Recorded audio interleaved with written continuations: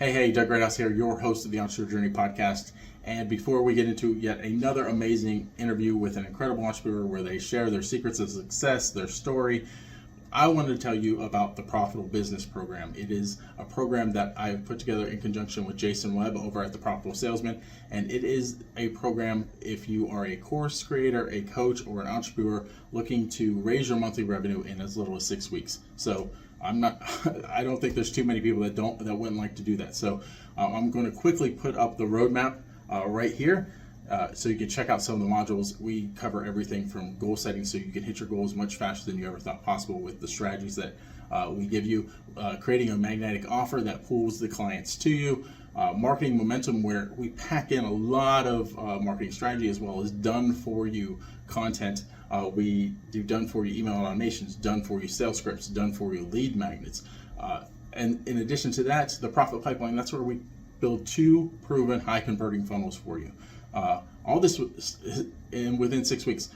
After that, we teach you where to get and show you the strategies to get the traffic through the traffic flow system, both organic and paid strategies. We cover those. And in the Revenue Rocket, Jason takes you through how to properly close sales, to the presentation, to the close, to how to handle objections. That's a masterclass in sales. And then last but not least, we're helping you pull in all these clients, right? How do you keep them? So the Success Amplifier is about scaling and also about client retention. So we cover that in the last module. So if you're interested in learning more about this, the link is below. All right. Hello, everyone, and welcome to a live recording of the Entrepreneur Journey podcast inside of the Profitable Christian Entrepreneurs community. And I am so pleased to have Michael Nevius. Is that the correct way to say your last name? Yeah, Score. that's right. I did not ask you that before we started recording, so I love when I get it right. So I'm so happy to have Michael Nevius with us. Michael, please tell the audience just a little bit about yourself. Okay. First of all, Doug, thank you. I really appreciate your reaching out, bringing me on today. So I'm a chiropractor. I practice in Carson City, Nevada, so northern Nevada, just south of Reno and near Lake Tahoe. Been a chiropractor 30 years, although, well, long story short, relocated to Carson area 5 years ago. And yeah, I mean, in a nutshell, That's what it is. That's what, and here we are. Well, Michael has a really great story to tell. I stalked him a little bit on social media before having him as a guest, so I know a little bit about his story just based on what he's posted. And it resonated with me. So I thought that's one of the reasons I reached out to you, is because I know a story like that someone will get some value from, and it might help someone. And I'm always looking for those types of stories that are transformative, that are like, okay, if you're where Michael was, there's a way out, right? Yeah. So I can't wait to dive into that. But what we'd like to do first of all is just some getting to know you questions. So one of the things that I thought was really interesting about you is you've had a chance to meet many different celebrities. So which of those interactions was your favorite? Who meant the most to you? You know, so that's a tough question for me because, I mean, I've met some great celebrities, from Charles Barkley, Justin Timberlake, sports celebrities that I love meeting. John Smoltz is one. I loved when I first met him. I've always been a huge Giants fan, so I loved being able to tell him, look, I hated you when you were with the Braves, but he's a remarkable man. And then actually most recently, and if you read, well, I think you read the post that I had written about meeting a country singer, and that was Jake Owen. And he had made a post almost a couple of years ago now about making the decision to stop drinking. And he had posted 315 days sober. And that just struck me because I'm like, wow, he's a country singer. I mean, that's a bold statement. I even wrote in my post, I thought you had to drink to be a country singer. But it just really hit me to the core. And there were some things going on in my life. I'm like, you know what? If he can stop drinking, I can stop doing those things that are making me less than. And one thing that he posted was he was trying to just be a better man every day. And so I really took that to heart and made that a goal. Yeah, that's awesome. My wife and I are both Jake Owen fans. We have played the song Beachin' so many times. Yeah. And then, well, and yeah, the follow-up to that is just being able to tell him that a year later after he, you know, reading his post, applying it, and to be able to basically, you know, see him, shake his hand, and tell him what it meant to me. And he was very kind and gracious, and you know, he's like, "Wow, thank you so much for telling me that," you know, and that's why we're here today. You know, same thing. It's like he helped me. He had no idea who I was. He had no idea how his post would affect someone, and or in what way they would. And so my hope in posting what I did was just, you know, I don't want to do it my way anymore. I want to do it God's way. And so anyway, yeah, I love it when, so because there are a lot of negative things that come out from the celebrity side of the world, right? So I love it when a celebrity has something positive to share and can actually be a role model. It's such a shame because there were heroes. I would call them heroes in my younger days, right? When athletes and things that you look up to, and then you find out they're not the perfect humans that you thought they were, right? And I think that's much more refreshing to find that out, that they're not. They're trying to live up to a standard that is impossible to live up to because only Jesus could live up to that standard, right? So yeah, absolutely. Yeah. So I know you also love the outdoors. You live in a beautiful area for the outdoors. Out of all the places that you've traveled, what place stands out to you as far as like, this is the most amazing natural landscape I've ever seen? The short answer to that is Mount Whitney in California. I love beaches. We love going to Cabo San Lucas. Love Cabo, love fishing. I live near Tahoe and love I mean, I love that question because I love outdoors, especially in the mountains, and I love to ski. So when I'm on a mountain by myself skiing, it's amazing. But I remember I've climbed Mount Whitney 4 times, summited 3, and I remember specifically like hiking at one of the times and just looking up, and I'm like, this is just so majestic. It's just you know, for me, just it's the definition of majesty and majestic. And literally, figuratively and spiritually, you're on top of that mountain, and you know, it's a mountaintop experience, you know. And it just it's yeah, so it's amazing. I would say I'm a little bit jealous. I've been out west quite a few times now, and out east, our landscapes do not match what's out west. Colorado was breathtaking. I just recently went to Wyoming. Wyoming, wow. I thought I was in a little slice of heaven right there, with the way that the landscapes look there. Been to Oregon, the massive trees, Mount Hood. Isn't that the one in Oregon, Mount Hood? It's either, there's one in Washington and one in Oregon. I sometimes get them confused. I believe you're right, Mount Hood. Yeah. Mount Rainier, I know, is in Washington. Yes, that's the other one. Yeah, I have not been to Washington, but I hear it's also beautiful. So No, I was just going to add, we're very blessed to live where we live, and I get to stare at mountains every day and just love it. So on that note, the perfect non-work day looks like what for you?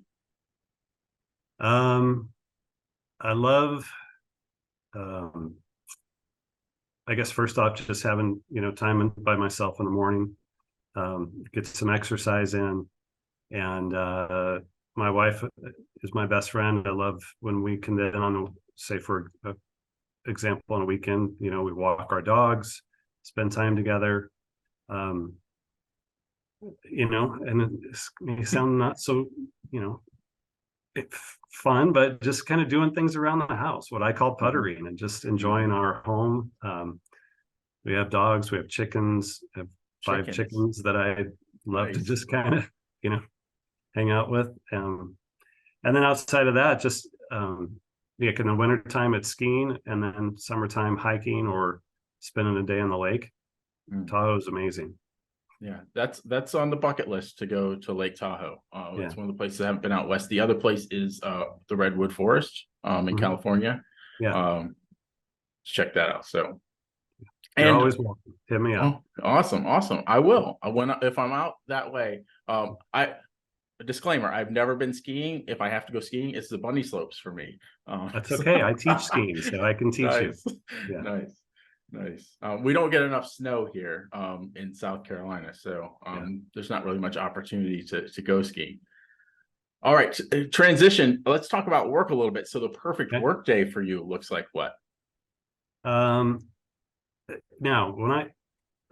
probably the rest of this interview, to be honest with you, I would love to say, oh, it's been this way for my whole career. But I guess the reason we're talking today is because it hasn't been this way my whole career. And in fact, I would say most of this year.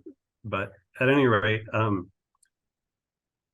I get up early. Usually I'm up 4:35 in the morning, and just have some time in prayer and reading scripture, get some exercise in, and then so my head is in the right space when I go to the office. And I love what I do as a chiropractor. I love being able to help and serve people and seeing them, when you can take someone who's in pain and help them get out of that pain. And it's not me doing the healing. It's what I do that does the healing. And, so just helping and serving others. And, and this is a good, right now, even just talking to you, this is a great, fun way to spend the day. Yeah, nice. Well, this is one of my favorite things to do out of all the things that I do. If anyone ever talks to me about, like, well, what do you do? I always start with, well, there's the entrepreneur journey, and that's kind of like my baby. That's my thing that I love. So it is a pleasure for me. So that is awesome. This next question I'm going to ask you is kind of a little bit self-promotion. So just know that I have a book coming out together with co-lead with Danica Trouble, and it's called Dear Younger Me, I Wish You Knew, 15 Powerful Stories That Will Change Your Life. So we enlisted a bunch of different entrepreneurs, and we basically gave them the task of, what would you tell your younger self now that you are where you are? And they wrote letters, and this book should be coming out in November. So we're hoping anyway. So it's at that point. So my question to you is, if you could go back and tell your younger self something, what would it be, and what age would you be? That's just a tough question. So I'll give you some round numbers on that. Okay. So I'm 57 years old. I would go back to about 25 years ago, or right out of college and beginning chiropractic practice. And what I didn't know then, that took me about 5 years to realize, is I was really a businessman and an entrepreneur and a healthcare provider. But I went into chiropractic thinking, I just want to help people.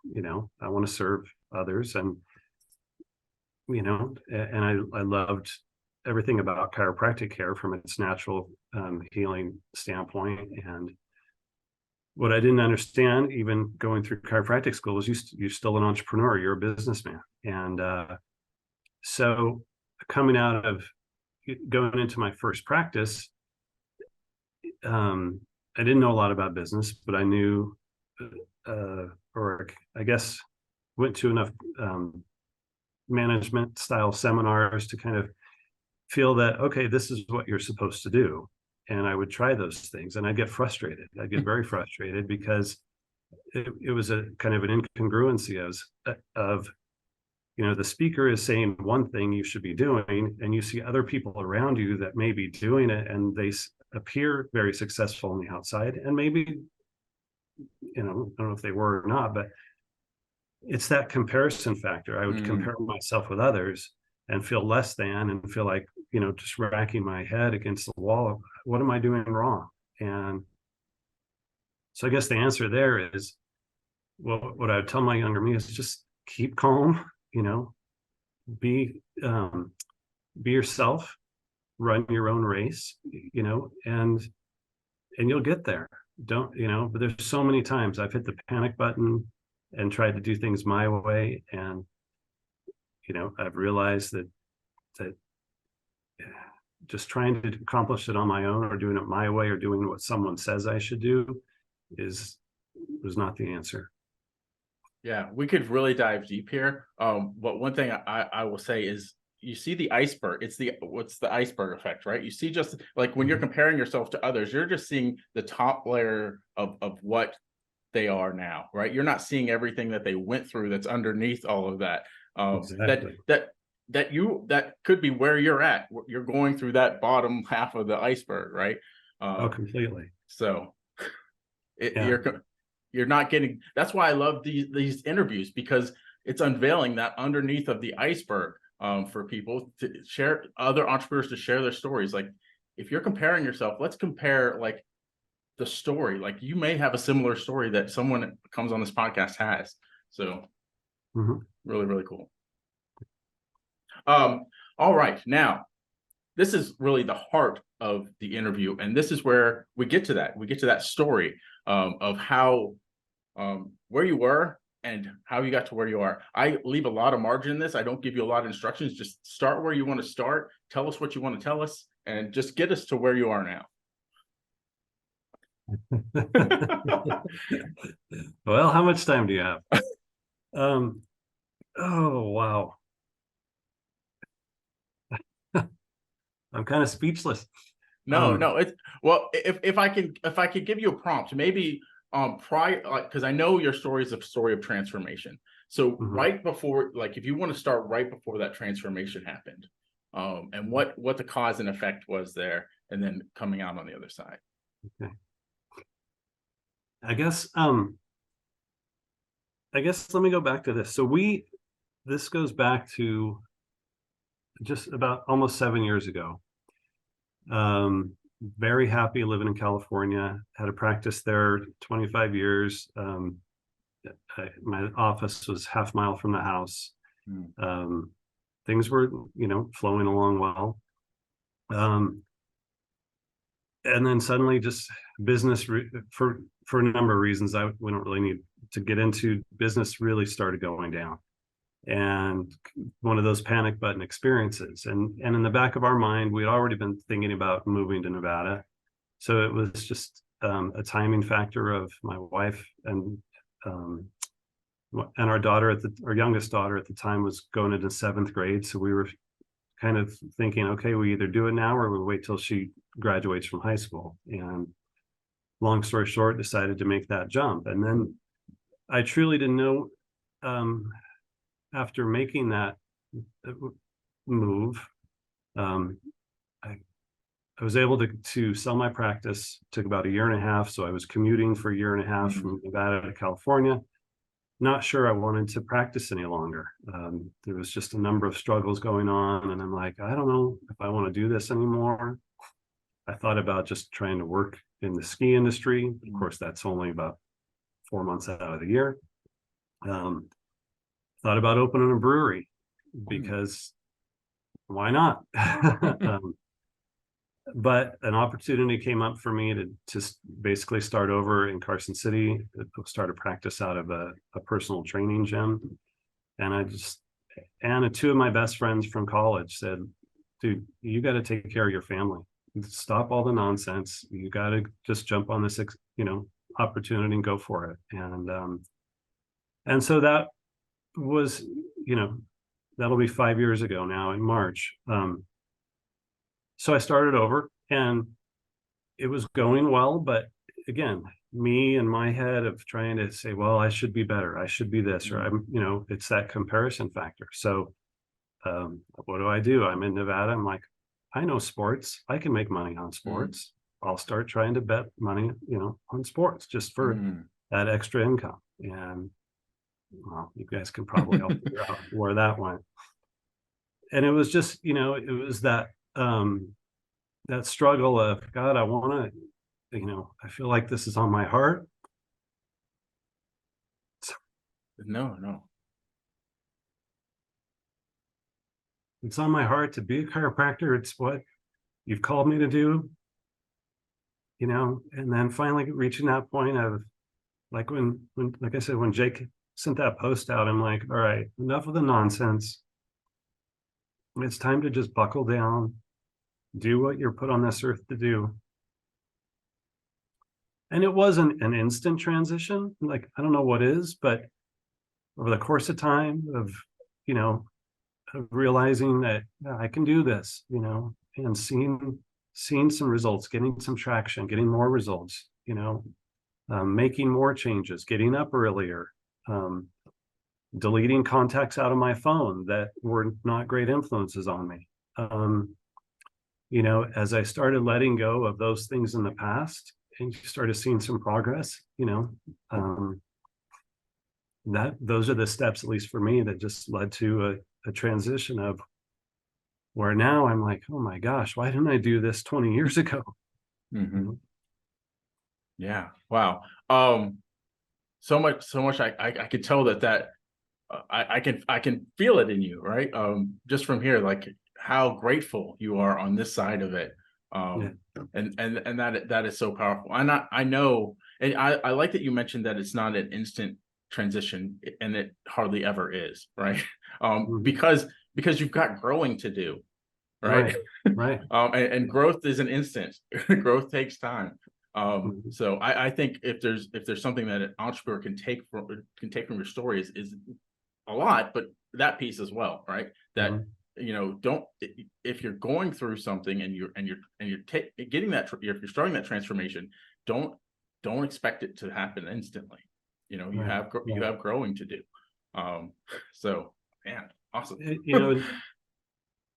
Along those lines, it's so easy to, of course, it makes perfect sense. It's like you can't just, if you want to run a marathon, if you want to drop 20 pounds, that doesn't happen overnight. So it's easy.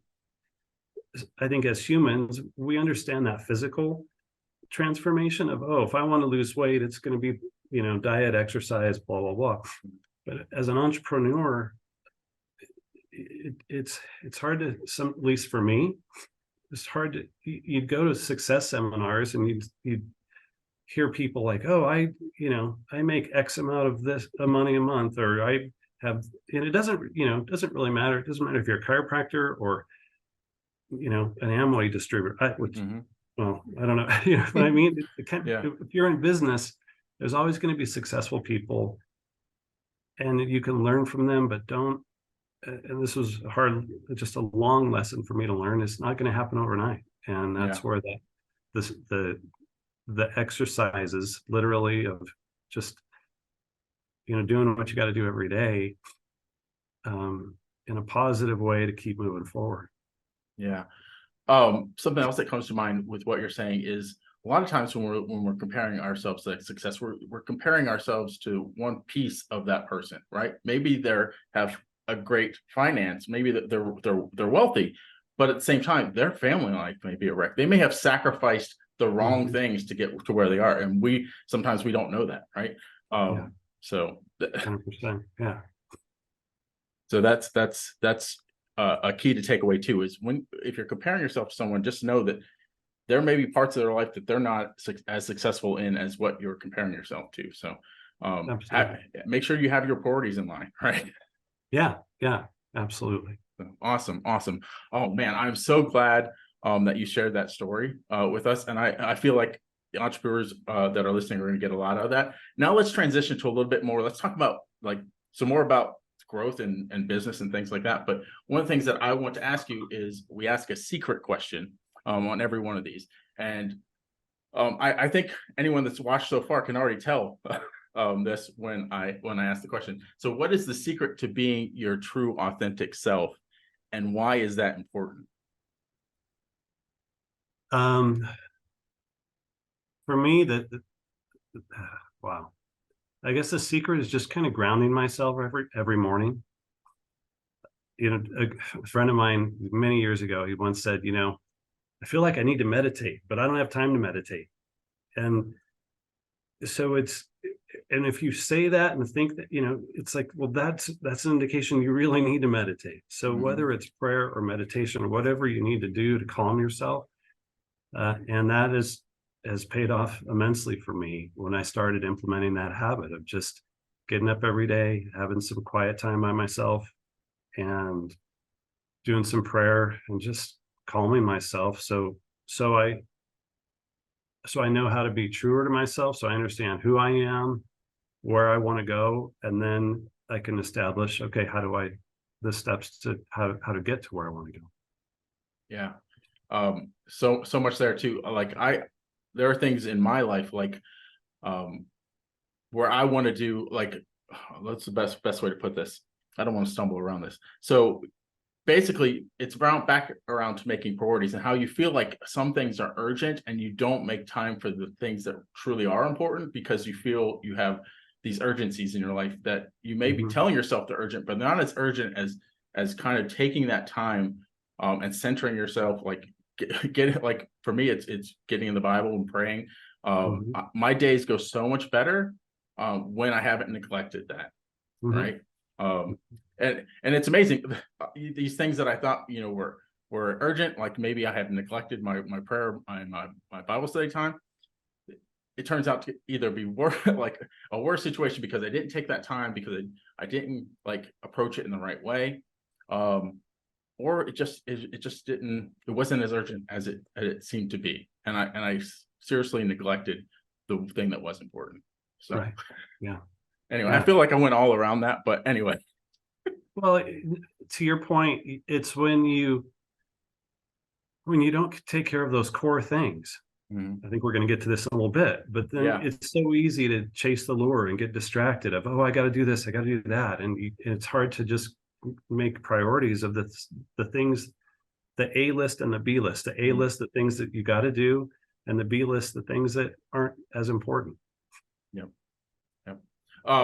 So getting to that, this is a good transition. You and I share similar frameworks because we had had a chat before, and you had mentioned the four core things, and I have the 5 F's. So I want you to talk about your core things, and we'll kind of see how the two of our frameworks blend together.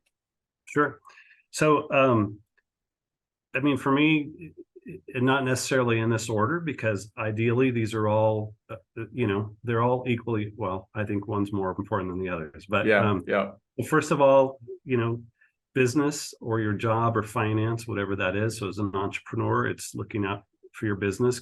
And then secondly, and I originally heard this described as the 4 F's. So business being finances, second, family or your spouse, or that close relationship with you, fitness, which I include exercise, and also eating right, looking out for what you put in, and then faith. So family, finances, faith, and fitness. And then I love the one that you added to it. Yeah, I tend to I do kind of do mine as a hierarchy, and I know I get pushback on second tier. So faith, number one, as any Christian entrepreneur would probably put their faith as the top. Do we always act like our faith is at the top? Probably not, but we should be, right? Right. So faith at the top. Fitness is actually second for me, because without your health, everything else falls away. So then family. So I get the pushback because you put fitness above your family. They're like they're 1A and 1B, or 2A and 2B, right? And then finances, and then fun, right? Because if you don't take time out, like, what is the journey for, right? If you don't take time out to have some enjoyment and some rest, right? You're working. What are you working for? So yeah, that's why I threw fun in there. No, I love it. I love having fun, and absolutely, it's a big part of every day for me. And just like with the exclude, like when I don't do the Bible study or the prayer, if it's been a while since I went and played golf, I love to play golf. It starts to affect everything else, right? Because I'm like, why am I even doing these things? Now, don't get me wrong, I love what I do, which is important. if you're an entrepreneur, if you don't love what you do, why are you doing it? Right. Right. So it might be time to pivot if you don't love what you do, because life is short, right? So you should love what you do. Absolutely. But yes, I consider my work fun, but at the same time, there's other things that I feel like are fun, and I don't want to be one dimensional. So Yeah. yeah, so that is awesome. This is a really good topic to talk about, and I know you'll have a lot of value to add. One of the things that derails a lot of entrepreneurs, and I think this kind of goes with kind of what I was just saying, is burnout, right? And I would love for you to share your ideas around that and how to combat it.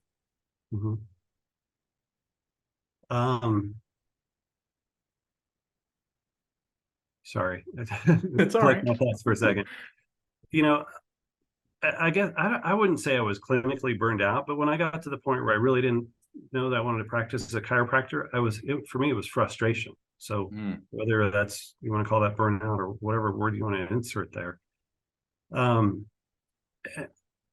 And it was frustration with trying to be an entrepreneur. It was frustration with, thank God, our family life, despite, I was commuting to 2 hours. I would basically leave on Tuesday mornings, come back Thursday nights. So I was gone, so we went from a family that was having dinner together every night to me being gone 3 days a week. And so that was just, I had that point of frustration where it's like, I don't know if I can do this anymore. I don't know if I want to do this anymore. And then starting over, just kind of realizing that I have this gift. I do enjoy serving. And like I was saying earlier, just kind of making those positive steps. And then ultimately taking time for myself spiritually, mentally, and physically.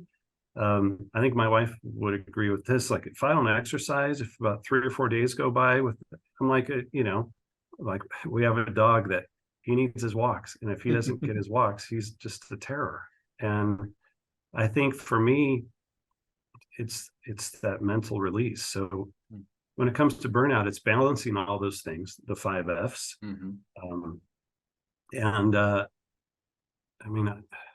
know what else to add to it, but it's so important. Self-care and mindset is so important. And so for me, it's just, like I said, it's daily scripture, it's daily prayer. It's not daily exercise, but it's, 4-ish A days a week. lifestyle. Yeah. And then ultimately, I love to have fun. I do enjoy golf and I love to ski. And so when it's not ski season, I feel like I'm always exercising and training for ski season. Nice. Yeah, I think those two questions we talked about kind of merge together, because it's all about taking that, again, why are you doing what you do? You're going to experience burnout unless you have the priorities in place, and you love what you do, and you take time out for yourself to kind of regenerate, for lack of a better word, because if it's a reset. You just burn. Like, if you keep doing work, you're going to be like, why am I doing this? Even if you love it, you're going to be like, is this all I have? Yeah. Right. Yeah. So, I was listening to something recently. I think it was Joel Osteen podcast, and in the Bible, it says God's mercies are new every day. And in the podcast, Joel was just talking about that. God gives us the mercy and grace to get through whatever we're going through, whether it's a good day or you're facing tragedy. God gives us new grace, new every morning, new mercies every morning. And so then that's part of my reset, to make sure I don't get burned out, to make sure I am heading in the right direction. Yeah, nice. I know you also, we're kind of in that space already, talking about work-life balance, but I kind of want to go there a little bit more. Like, what are some of the things that you do to make sure that you have that balance? You might have touched on it a little bit already, but if you want to dive a little bit deeper there. To me, well, I wasn't sure I wanted to go down this path, but I think this is an appropriate time. Okay. So Oh, we're coming up on 9 years ago in November. One of my very best friends at the time committed suicide. Oh man. He was a chiropractor, and I mean, I knew he was going through some struggles personally and professionally, and unfortunately that was the ultimate sacrifice of, or whatever outcome of, someone who was just completely, you know, just out of balance. Mm-hmm. And then as an entrepreneur, I mean, I've experienced it, unfortunately not to his degree, and I didn't know at the time he was that it was that. I knew it was stressful. I didn't know it was that to that extent. But as an entrepreneur, you know, we're constantly putting on different hats, especially if you're a very small business owner. You're your own, sometimes you're your own bookkeeper, accountant, janitor, you know, cook, Mm-hmm. cleaner, personal trainer, and then you're trying to be a spouse, a husband, a father, and you know, and it's like you're getting pulled in so many directions. And I like to think of like the old circus acts of like a clown spinning plates, and Mm-hmm. you get all these spinning plates going, and ultimately something's going to give. And Yeah. if you're not figuring out how to manage all that, things are going to crash. And so, you know, I think for me, it's about, again, resetting every day, trying to make sure that I'm honoring my wife and taking time with her.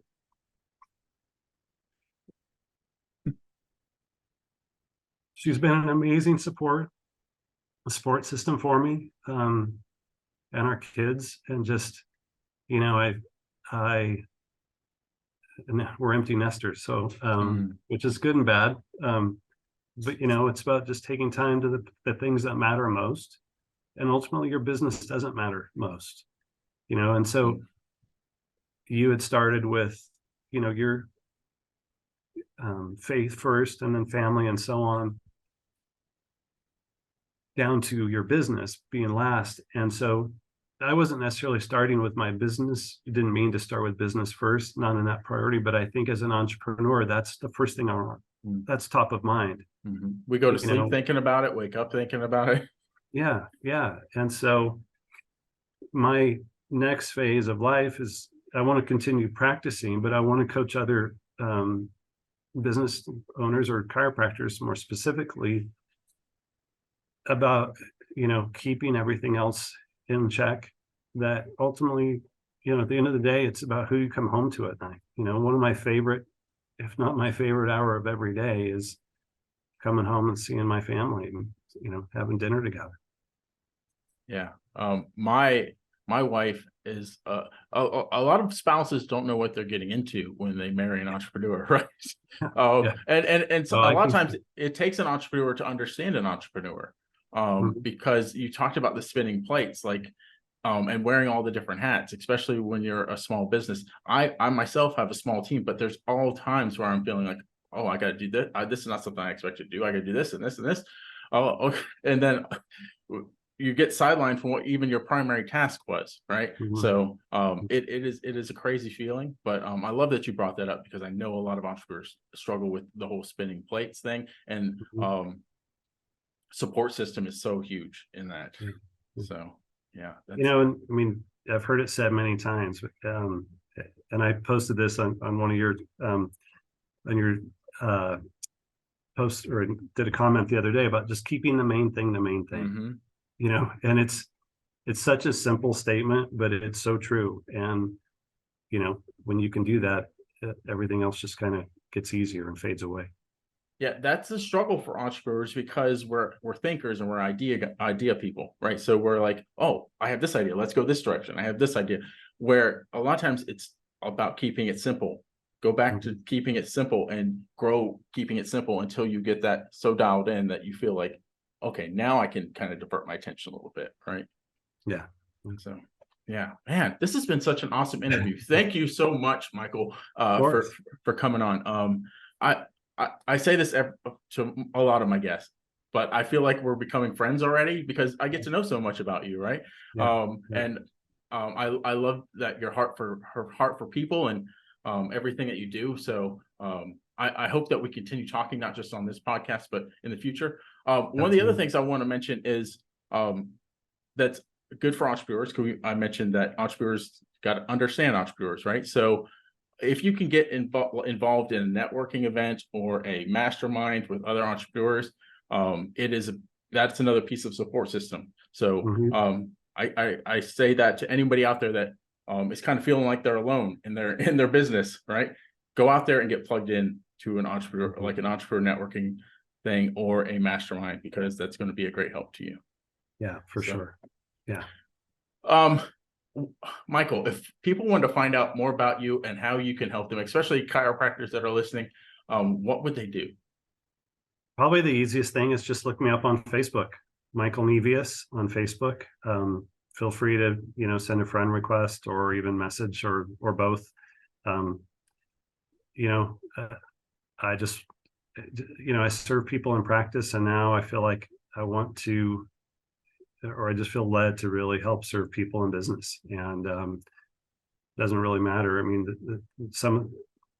when it comes to basic business principles, a lot they're, kind of the same. Manage your income and your expenses, and just serve others. So I'm happy to help anyone.